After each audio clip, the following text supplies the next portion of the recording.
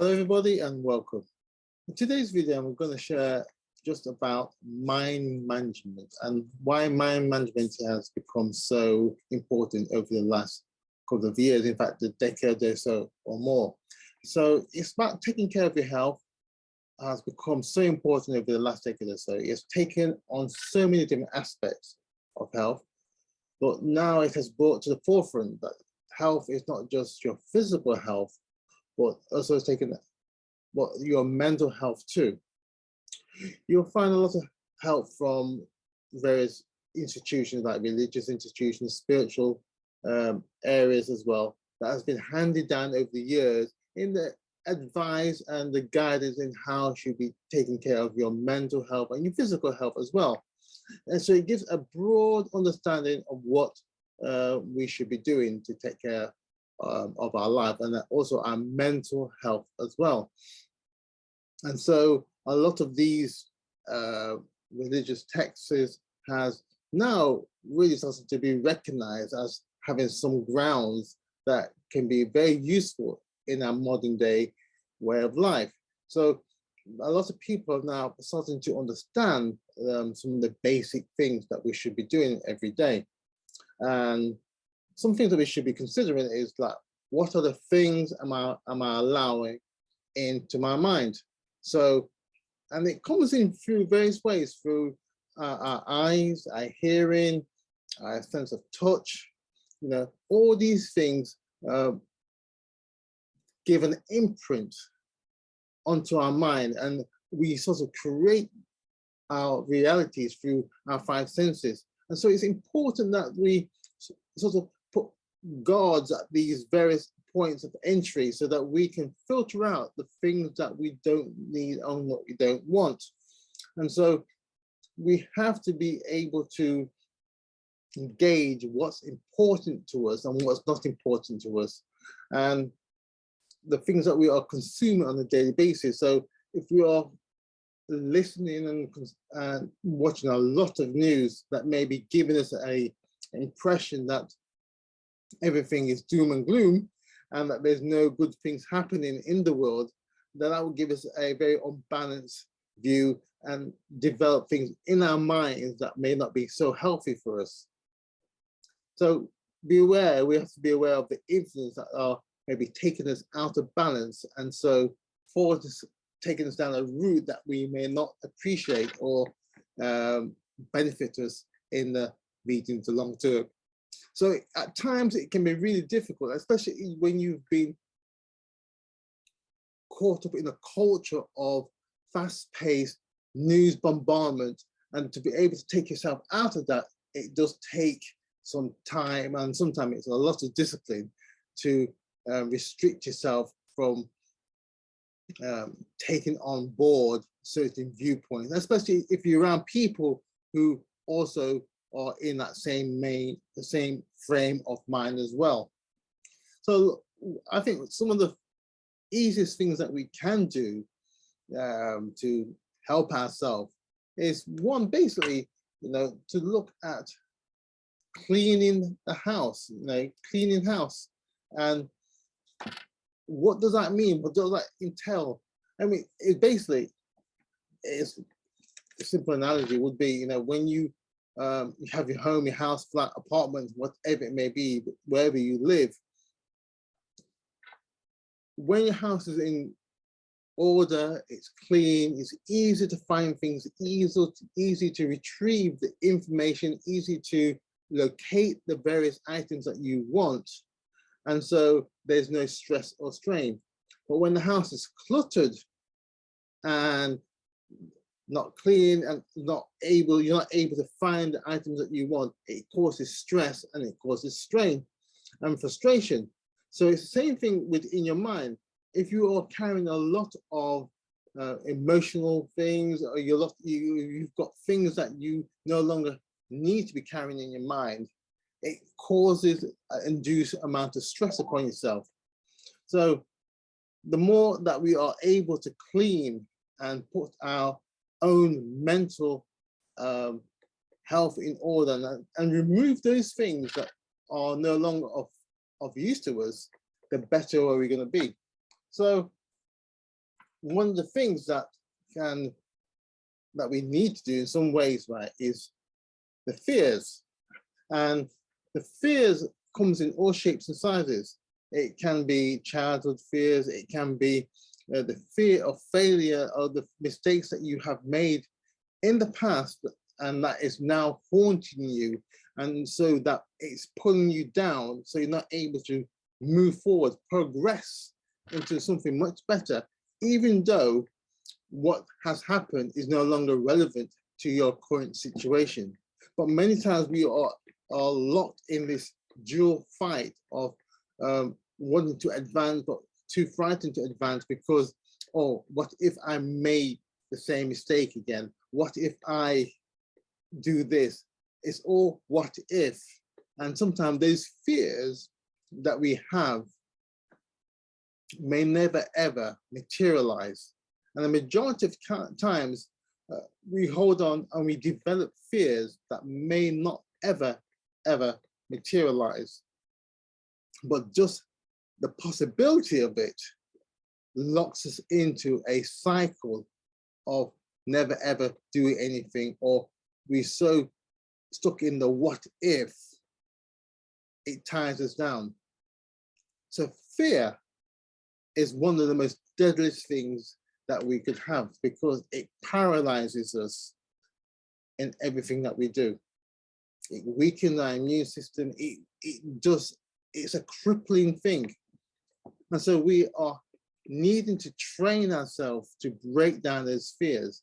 And some of the easiest things, one of the things that I have learned over the years is there something I'm not sure about or something I need to deal with? I will write it down. I will look at it and say, okay, what are these, what is a situation that it seems to be holding me back? And I will look and I understand, okay, this is the situation. Is it relevant to what I'm doing? Why am I feeling that way? And sometimes it's a lot of it is the feeling that you will carry that will sometimes restrict you in what you are wanting to do. So in many times you're going to have to sit down and work through these various things that you're dealing with and that may be holding you back, and not to be embarrassed because it's you, it's your own thoughts, your own feelings, your emotions that are in conflict, that isn't out of balance. So fears are one of the most toxic things that can hold us back. But also there's healthy fears as well. So we're not saying that all fears are bad. There's good parts, having fear of, you're dealing with a brown bear or black bear, you're in the forest, whatever, or you're dealing with a cobra, you're faced with a cobra, so there's parts that we're going to have to obviously have some kind of balance and understanding of the fears. But the fears we are mainly dealing with are those that are toxic to us, that are always, it was kill us, it was shut us down from even functioning at a basic level in life, and which we don't want. We want to be able to look at all fears, understand the fear that we are facing, and so come to an understanding it, and then release it, and then move on with our lives. So one is the fears. The other areas that we are to consider is the old habits. Again, many times we have habits that we have developed over many years, even from childhood, and they might have served us at one stage and to be very good. But with the changing situation that we have grown over the years and developed, we sometimes keep hold of these old habits because they're comfortable. They're they're familiar. That we know that they're always there and they've served us well, and they're like an old friend many times. And you think, I just know it so well. I know I can always go back to it and it will serve me, but maybe not as well as it used to, or as effective as it should have been. or even the present situation that I'm in now, it doesn't really work, but it's just something there you feel like, you know, I can hold on to this, I can use this because, you know, it's worked. You know, it may not be effective now, but it's worked. So the old habits is again something that can be a bit of a chokehold in our development, in our mind management, in clearing our minds, in getting our minds to be most efficient, most fluid, and having that rhythm in our daily life. And sometimes old habits can, again, you know, this is all about the balance here, can be good because it gives us that foundation to build on something new again and develop.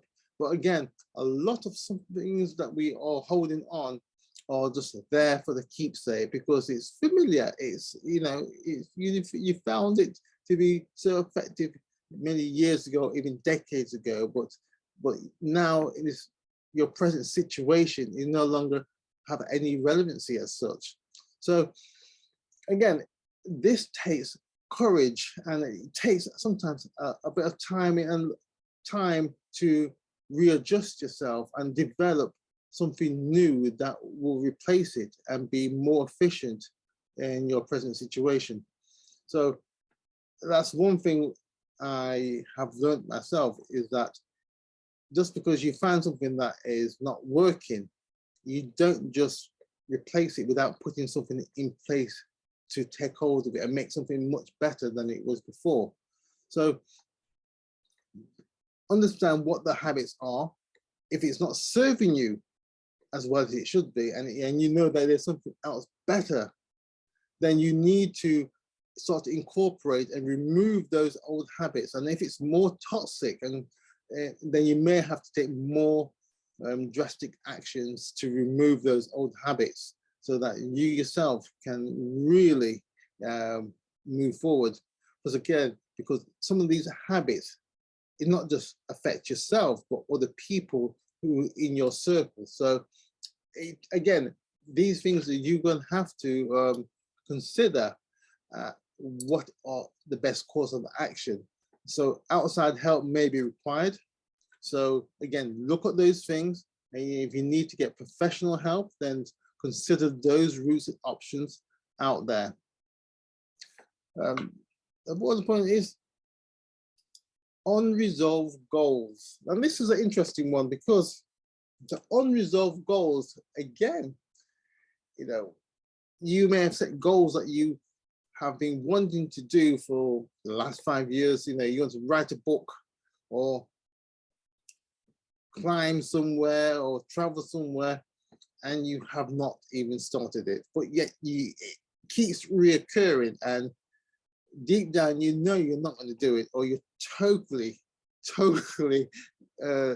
just lost interest in that whole area, but it keeps coming back up because either some friend mentions it and you go, oh yeah, no, I'm still working on it, but I'm getting around to it, you know. But the reality is you don't want to do it, you know.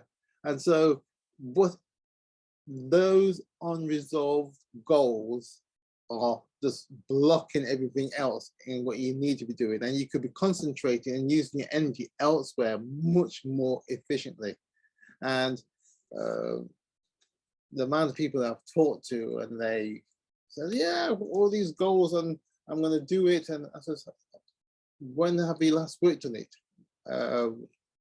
Why haven't you done anything with it? It's, well, you know, I'm just getting around to it, you know, there's been so many other things. I say, if you're not, haven't been doing anything with it in the last 5 years or so, even more, then you need to remove it and don't waste time on it, or reformulate it, something, bring it to be, make it current, or just remove it from your life because it's slowing you down, it's bogging you down, it's causing those internal conflicts within yourself because you feel like sometimes like you're not moving forward. You feel like sometimes, oh, I'm failing because I have all these goals on the back burner, but I'm not making any progress.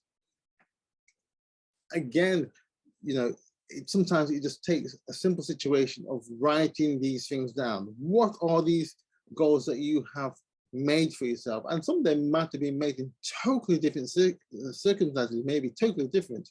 You might have been in a totally different job, or you might have been in a totally different country. And so at that time, it might have been relevant and something that might have been durable. But where you are now, and especially where everybody have been and coming out of it now after this pandemic, some things are no longer relevant. And we need to look at some of these goals, especially some of these unresolved goals, and say, you know what? Some things are going to have to go, and because they're not relevant to me now. And in fact, even when I made them, I just made them out of haste because there might have been peer pressure there, you know, in a company situation or a family situation. I just said it because it felt good at the time, and it, you know, you look good by saying you're going to do these things, but in reality, you didn't want to, and you had no intention in doing it, but it just to keep the peace or something like that. But again, those things has maybe blocked your mind, and it's this fight, this battle that has ensued over the years. So be prepared to look at those areas as well and take steps that you can remove these things. And you can remove them. And sometimes people feel guilty in tackling some of these things because they feel like, you know, they're betraying an old friend or a memory or whatever. But again, it is you who's carrying these thoughts, these feelings, these emotions, and you need to be prepared to tackle them accordingly. And the other area is another area which is good to cleaning house and cleaning your mind out is trauma. And again, this is, again, can be one of the most difficult parts of it all, right? Is past traumas. And there might have been some kind of abuse, or some kind of, there might have been an accident or something that has really held and blocked your progress in moving forward. And many times we are reluctant in sharing with people about a particular trauma, or we might have shared something with somebody and they might have either laughed at us or mocked us or betrayed a trust regarding a certain trauma. So we need to be able to find somebody that we feel comfortable with and that we are able to share those traumatizing situations that we have been in or we've been coming out of. And again, sometimes these things are not easy, and I'm not saying that they are a walk in the park, but we're able to move through it, and we're able to heal and become much stronger and see things from a totally different perspective if we're prepared again to do the work. And it's not, and I'm not saying this, all these things are just a simple tick on the ticker box and we move on. No, sometimes these things, you're going to have to work through them because there's going to be other things maybe connected to some of these areas that I've mentioned. So the trauma is one of them that can take a little bit of time to work through, but again, we are able to resolve those things if we are prepared to look at some things honestly. Excuse me. So the cleaning house is, again, important so that we are able to start to flow. There has to become some kind of rhythm and flow so we can move through things. And as we encounter those obstacles, we're able to deal with them accordingly. And so the other area is the mind, focus the mind. And I find it very interesting that now you find a lot of software makers like Apple, they are building into their software now focus times, and where everything else blends out into the background, and you are focusing on one particular thing. And I think now basically conventional wisdom is now turning to the point now that multitasking is not always the best thing for everybody, and that's to be able to focus on one particular item or subject that you're working on. You are much more efficient in your work and in your life overall. So this ability to focus, again, it connects back to the ability, is your mind clear? Are you able to remove those things so you can focus on the main things that you need to focus on? Because the focus is so important, but with it comes with the concentration, because you've got to have to concentrate, to focus, and having that energy to really give yourself that time to drill down on a particular thing. Because a lot of people focus of attention is very limited. We're talking minutes before they break off into something else. And they say, maybe decades ago, before TV and everything, the focus of attention was maybe a lot higher. But now in a modern day life, it's not so. But again, as I said, it's interesting now, lots of software companies, Apple, as I mentioned, because I'm familiar, because I use Apple computers, is that they've given you this ability now, this function to just block out everything and focus on a particular area that you're working in, and block out all interruptions when necessary. So having that focused mind, that laser, laser down and focus on a particular area that you're working on, is again very important for you. So there's some things that again will break down and that gives you the pressure of life. So the pressures of life again builds into the various areas. So the work environment. Now, if the work environment is not how you would like it, is not good, there's bullying there, there's tension between various colleagues, and you are not getting on with certain people, or getting to work is a trouble because the commute is long, and it's just pressurizing you. You're in a train for 45 minutes, packed in like sardines. You're in commuting traffic for an hour one way, and it's longer the other way.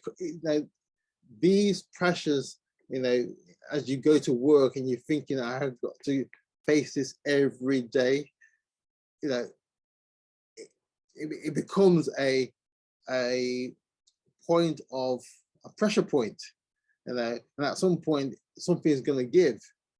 So I think again with the pandemic, for a lot of people, it became something like a revelation, like I can work from home. I don't have to be traveling into work every single day. I can do my work at home much better without the stress and the strain. Yes, I haven't got the colleagues that I would interact. And for some people, that was good because the working environment was some ways very much toxic. So it gave them that release and that avenue to say, you know what? There is other opportunities here where I can take my work and do it in a totally different way, but still yet be most efficient, and the company benefits as well, as I do. So now a lot of companies that were very much resistant for a lot of their employees from working from home are now more open and understanding, and so there's been a lot of changes in that work environment. But again, the pressure of work, as I said, the traveling, the commuting, maybe the work environment is not conducive because of a toxic environment. You don't get on with certain colleagues, and and the expense of all those things have contributed to that, the pressures of life. And again, here, especially relationships. If you're in a relationship and the relationship is not working out, and it's been hard and it's been difficult, and you're not able to concentrate and think things through carefully, you're thinking, why am I in this relationship? How, what have I achieved? And you feel restricted and you feel almost shut down. And again, with these last few years of the pandemic, it has again caused various strains within the relationship, because people are seeing each other more often than they've ever done before. And so people are realizing, couples are now realizing, partners are realizing, oh, I don't really like working with you or seeing you so often. And so that has caused strain within itself. So there has been swings and roundabouts in that people working from home, because now they are facing and seeing a lot more of each other than they've ever done before, apart from the weekends. So, and then that's that tension of where do each of us work and how do we share the space that we have together, and who's going to be taking care of the kids if there's children involved, and all these other things that had to be worked out through the pandemic. So interesting challenges there, but those is some of the pressures there in the relationship area. And then you have the day-to-day expenses of paying the bills, of meeting demands of, of life. You've got to pay the mortgage, you've got to clothe yourself, feed yourself, pay for the car and the traveling, train passes, and all these things are there as well. Again, this causes strain and pressure in your own mind, thinking, how am I going to do it? The cost of living is going up. I haven't had a pay rise in the last 4 or 5 years. And the pay rise, the pay rise that I do get, it doesn't even cover my basic expenses. So there's that also pressure of paying the bills, meeting the basic requirements of paying life. And if you're an employer, you're self-employed, again, you have those pressures as well, or you're a small business and you still got to pay for your basic loans, and you'll pay for staffing costs, and all those things that you need to be buying in, products and meeting vendors' needs, and all those things. The pressure's there. But if your mind is not clear and is not focused, then you're not able to function properly in looking at all the areas that you need to be dealing with at once. So again, we need to be have that understanding with ourselves that the pressures of life, the various pressures of life, and these are just a few things I've chosen, but there's a lot more, I dare say, you yourself could think of. So, and one of, again, the big areas is health. One of the most important things, precious things that we do have is our health. And if our health is not in good order, then we're not able to focus on those important things. So if we're worrying about our health, if we're worrying about medical expenses, if we're worrying about family members, children, if they've got health issues, and you're thinking about, oh, what am I going to do? Your mind is not focused on the work at hand, because you're distracted by these other important things that need your attention. So that's why, again, I think it's so important that if we can develop a system, a regime where we can clear our minds, so we can able to focus and not have things distracting us all the time, we'll be in a better position to move forward. But again, the challenges are there. So the focus on the health issues are, again, so important. And interesting area again here is how we breathe, the breath we take. And I think many times we take our breathing so lightly, and we don't think of it as being so important. And I suppose the only time we really start to understand maybe how unfit we are is if we walk up a flight of stairs. And I dare say most of us who've worked in office blocks or even skyscrapers, depending which part of the world you're in, when the lift has not been working, and then you having to walk up those flights of stairs to your office or to an appointment, and then when you get to the floor that you need to be at, you find that you're huffing and puffing, and you're thinking, oh boy, I didn't realize how fit I was, you know. But it's interesting that the more oxygen that we can take into our body, the better the mind functions. And many times we don't breathe properly or deeply enough to get the oxygen around to our body, and especially to our mind. So again, the better oxygen that we can take in, the more we feel.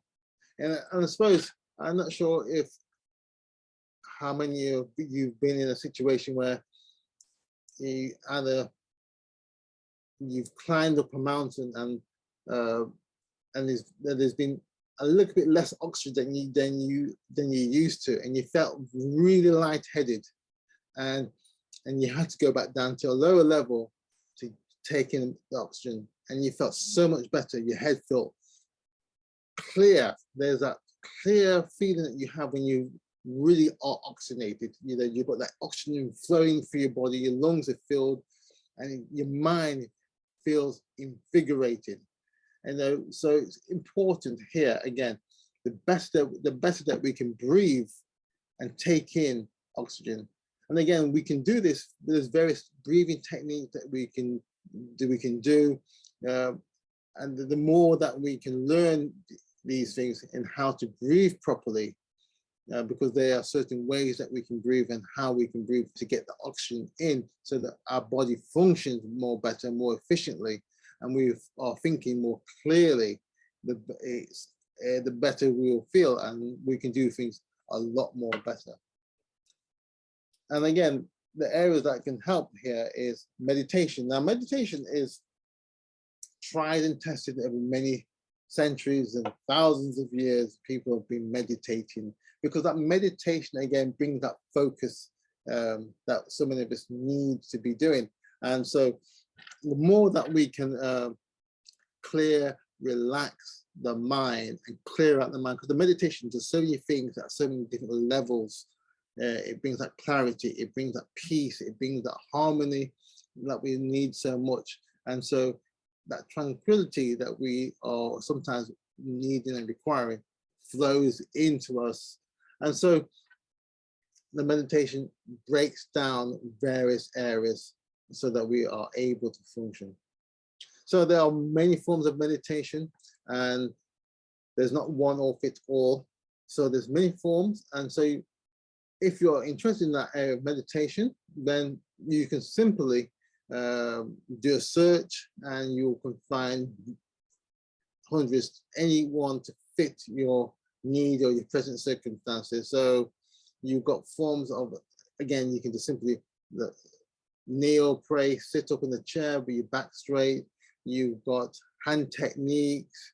You've got various things that you can use in a form of meditation that will be of help to you. And so, again, I've already mentioned better oxygen, and that oxygen that we have already mentioned there. But here, another point is the breathing deeply. Again, many times you might have seen some people who have been hyperventilating, and sometimes people say that you need to breathe in deeply. And so people who are being hyperventilating are breathing deeply and slowing down their breath and their heart rate. And so the deeper they breathe, the more oxygen they're bringing into the body, and it slows things down, it calms them down. And many times we breathe very shallow. It's not deep, it's not with a concentrated thought or focus upon our breathing. And again, this plays into the meditation and also, and I think how we start the day. And if you start your day, you would need to experiment with this yourself by focusing on just breathing deeply at the beginning of your day and ending your day, and whether that's meditation or just some breathing techniques or throughout the day, you will find, I think, to be of great help and benefit. So the breathing deeply, you can do that at any time, any place. The meditation, again, you may need a little quiet spot to do that. But again, it's all durable. So you just got to find out what works better for you. And again, there's classes out there that you can research and partake if you so wish. So the breathing plays there. You got the focus of the mind, the cleaning out of your mind, and understand the balance of things within your own mind. Now, sleep. Now, sleep is the final frontier, you could say, because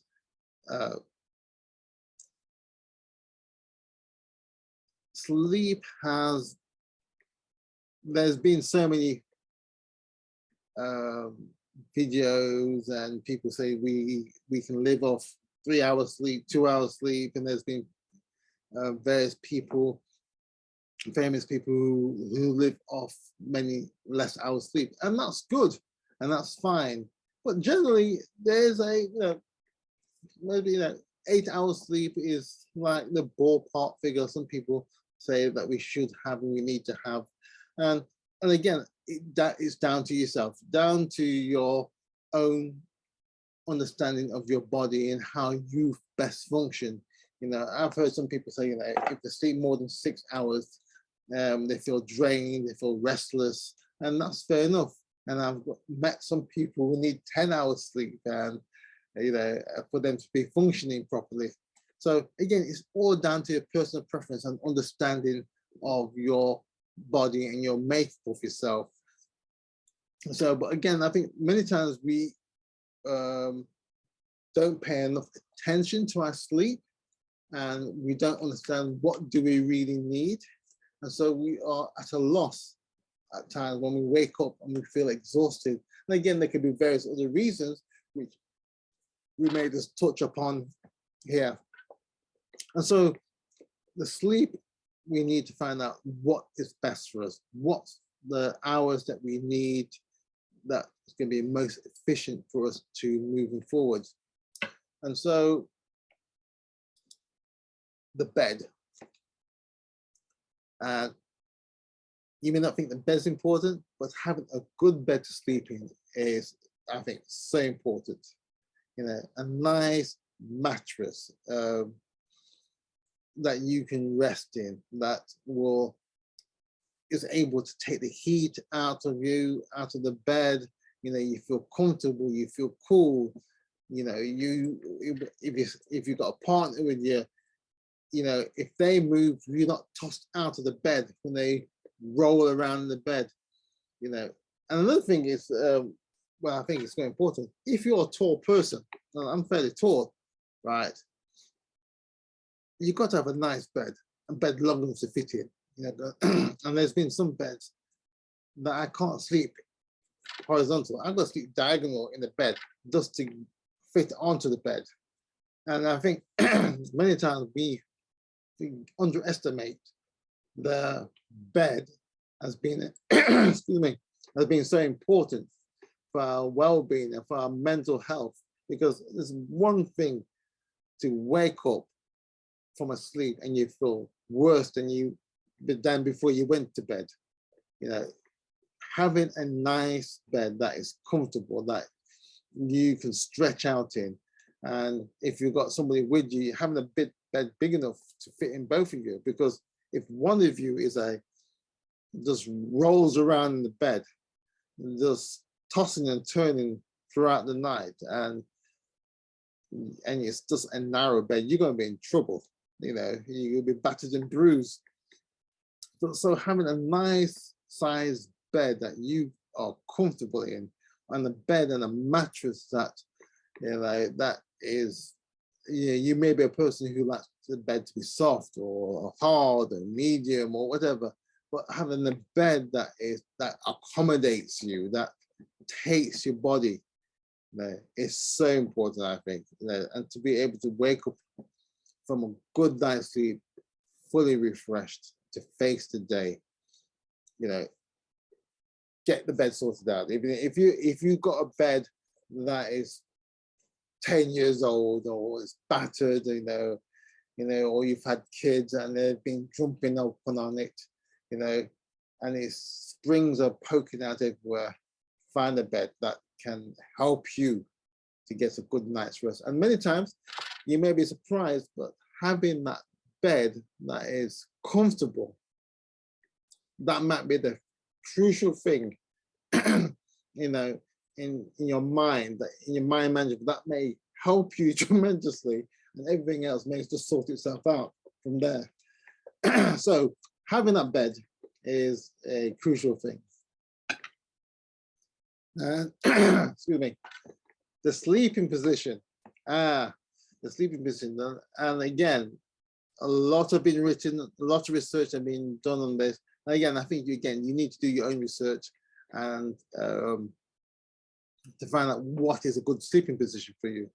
And in some cultures, a lot of people sleep on their back. And some cultures where I've been to, I've lived in, they have special pillows and that you sleep on your back, and you prop your head up and you just sleep on your back, as if you're dead. You just in one position, that's it for the whole night.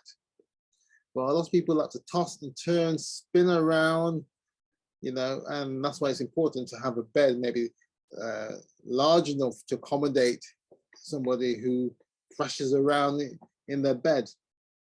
So, finding and understanding your sleeping position also could be a great help as well. Now, here's one that is not really talked about as such, is the temperature of the room. And maybe me saying that, you go, yeah, the temperature of the room. I like my room to be not too hot, not too cold, or I like my room to be slightly cold with the window open, so I've got ventilation coming through. So again, this is an area that's which you need to understand, and having your room maybe well ventilated, again, will help you get a good night's sleep so that your mind can be fully rested, so there's not that constant worry about, I'm too hot, I can't wait, I can't sleep, I'm tossing and turning, or it's too cold, then you're buried under the duvet, or you've got the electric blankets on it, and you've been slowly cooked from the inside out. So having the room at a good temperature, and again, I think it is an important part. Sleeping partner, I think I touched upon this. If you've got a sleeping partner who tosses and turns, who gets up every few hours to either nip down for a quick nibble, a slice of cake or a cup of tea, and it's disturbing you, it's going to break your sleep pattern. Your sleeping cycle is going to be disturbed. So again, understanding those factors again, and so if you've got somebody like that, you need to be thinking, okay, how can I solve this? So you may need to talk to them and say, look, do all your eating and your snacking before you go to bed, and so you're not disturbing me.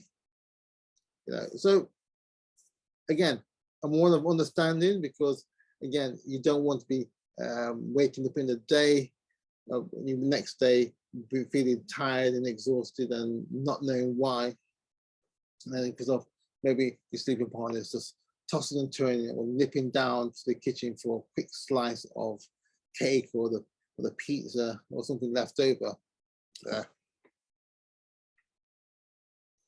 And again, I think I mentioned this again, how many hours sleep do you need? You know, understanding that is a factor as well.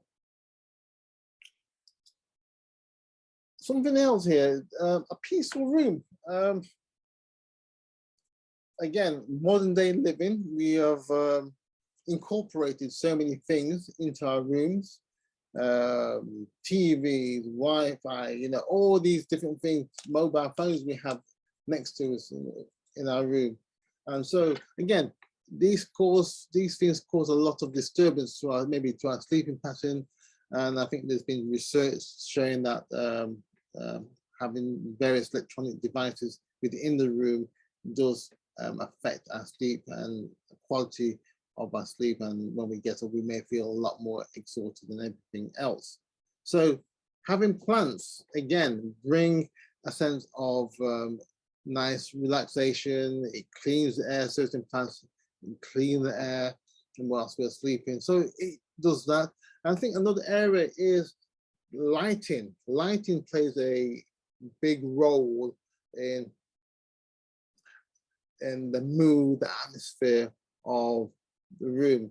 Having lights that are constantly so bright, again, it may be too distracting, or lights that are so dim that you can't see anything. So you're straining yourself, you know, to see anything. So there again, that balance again is going to be important. Another area to consider is smell. You know, does your room smell nice? You know, does your environment smell nice? You know, or is it smelling of old clothes, dirty clothes, or rotting food or something? You know, you got to be having a place that smells nice, that is inviting, that relaxes you. You know, that sleep area is going to be, you know, important. The area that where you like to relax is going to be important. So if it smells nice, you know, it gives you that restful feeling. You know, your mind feels at peace in what you are doing. So those are some areas that you need to consider. You may consider investing in some kind of incense or some kind of lamp or something that gives you that nice smell or nice lighting. You know, and I've seen a lot of people, if they're renovating their home, spend a lot of money on lighting because it gives that mood, it gives that sense of relaxation, and the plants again all helps in all that, in bringing your mind into a place of relaxation and where you can function much better. So yeah. And again, I think I touched this, the wind down, you know, getting yourself down into bed and sleeping, you know, do you give yourself a good dose of tea and strong coffee before you get to bed, or, you know, or is it some kind of alcohol beverages that you need to sleep and wind down, you know, or are you watching some kind of movie that is so stimulating your mind can't relax and wind down? So giving yourself a breathing space. If you want to be watching anything or listening to anything, you know, give you that buffer zone so that you can just, so your mind can slowly just wind down from the whatever activities you were doing, and so you can get into a sleep mode, and that your mind again can start to defrag and just relax, and you can just wake again, get up and function properly. So again, the mind management of how you take care of yourself and the various inputs that you are allowed to come into you. Again, you need to put some kind of filtering system to help you in all that.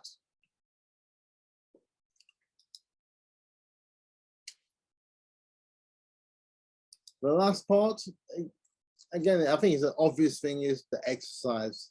You know, we need to be able to do some kind of exercise, because if we're doing a lot of mental thing, especially if you're working in the office, many times you're not doing anything physical to counter it, and sometimes you have a lot of excess energy built up on this, especially if you're at home and you're at the computer and you're not getting out as you used to. Again, this can build up into excess energy, which can cause up a lot of frustration. So areas you need to just reduce and balance out the stress. And the exercise does that. It counters a lot of the stress that builds up in the mind. And so you're able to work through things a lot more easily. That reduces the balance there. Helps clear the mind. Exercise helps clear the mind, as I just mentioned. The mind is able to cope with a lot more things, and you can deal with things a lot more easily than you could before. And how often should you exercise? Again, it's all down to yourself. You know, you might like swimming, you might like jogging. I myself, I do a combination of things. I like swimming. I like to jog, but I do a combination of jogging and sprinting. So I may sprint for 100 meters, then jog for a bit, then sprint again. So a combination of things. And when I'm traveling, I like to take a skipping rope with me, and I skip at home anyway. But I like to take a skipping rope with me so that if I'm not able to jog or do whatever, I can skip in the room if I have to, and do an intense burst that way. So how often I do it, all again depends. And again, I think it depends on yourself, what you like to do. And again, as I said, kind of exercise. Yeah, you got your smorgasbord of exercise to choose from. So, you know, from TV apps, maps, you know, it's entirely up to you. You know, but find one that you feel comfortable with, that you can do, and you can do long into your years, you know, that you enjoy doing. And again, the exercise, it helps you with your sleep. You know, sometimes some people, and I've done myself, do a little bit of a workout before I go to sleep, so I can just relax, maybe a bit of stretching, just to ease out any knots and pains I may have, and just so relax the body so I can go into a nice deep sleep and wake up refreshed. So we just basically covered some basic things here and in mind management, and I hope that you'll find some things here useful, and that is giving you something to think about and maybe investigate further. And so I hope you found it useful. Again, please press like, leave a comment down below. I will make this mind map available so you can download and go through it at your own leisure and pace. So until next time, and thank you. This has been a bit of a long one, but anyway, I hope you found it helpful. Until next time, take care now. Bye-bye.